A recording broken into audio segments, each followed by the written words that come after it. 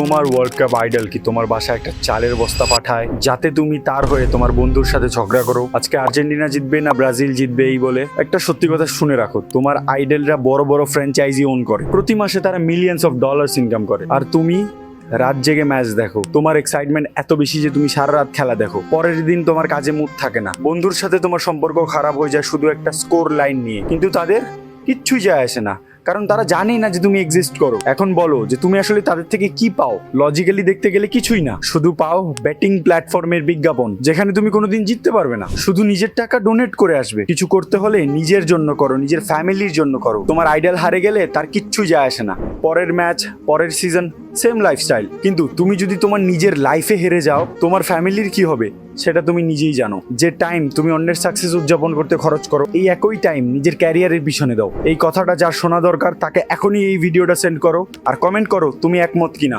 এমনই reality check content পেতে আমাকে এখনই ফলো করো।